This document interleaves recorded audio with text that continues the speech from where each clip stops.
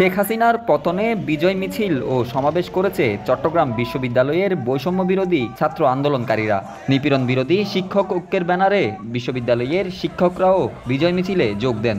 এ সময় বিশ্ববিদ্যালয়ের কর্মকর্তা কর্মচারীরাও উপস্থিত ছিলেন। আমরা কখনোই এই স্বৈরাচারদের আমরা এখানে আসতে দিব না, তাদেরকে এখানে অবস্থান করতে দিব না। সব ধরনের স্বৈরাচারের প্রবেশ আমরা আমাদের ক্যাম্পাস থেকে প্রতিহত করব, তাদের প্রতিরোধ করব। কোনো রকম স্বৈরাচার ফ্যাসিস্টের স্থান আমার ক্যাম্পাসে আর হবে না। সর্বোচ্চ শুধু দখলদারিত্ব, সর্বোচ্চ শুধু আধিপত্যবাদ। আমরা এই আধিপত্যবাদের পতন চাই।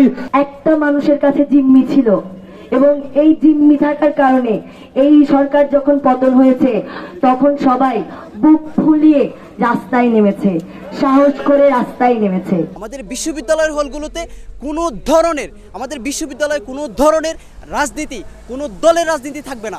আমরা এতদিন পর্যন্ত 36 দিন পর্যন্ত আন্দোলন করেছি শুধু সাধারণ মানুষের, সাধারণ শিক্ষার্থীদের অধিকার প্রতিষ্ঠা করার জন্য। চট্টগ্রাম বিশ্ববিদ্যালয়ে হয়তো দু একজন শিক্ষকের লাশ ইতিমধ্যে পড়ে যেত, হয়তো আমি তাদের মধ্যে একজন থাকতাম।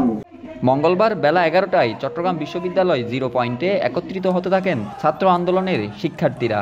এই দিন শেখ হাসিনার পতনে ক্যাম্পাসে প্রথমবার প্রকাশ্যে মিছিল সমাবেশ করেছে দীর্ঘদিন ক্যাম্পাসের বাইরে থাকা ছাত্রদল।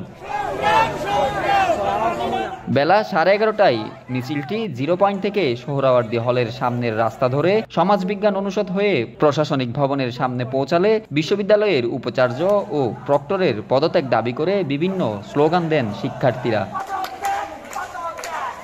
শেখ হাসিনার পতনে শিক্ষার্থীরা সবাই যেভাবে ঐক্যবদ্ধ হয়ে মাঠে নেমেছে, আগামীর বাংলাদেশ বিনির্মাণেও সবাই ঐক্যবদ্ধ হয়ে অন্যায়, নিপীড়ন ও দুর্নীতিমুক্ত বাংলাদেশ গড়বে বলে প্রত্যাশা শিক্ষার্থীদের। চবি প্রতিনিধি মোহাম্মদ মাসুদের তথ্যচিত্রে ডেস্ক রিপোর্ট, নিউজ নাও 24।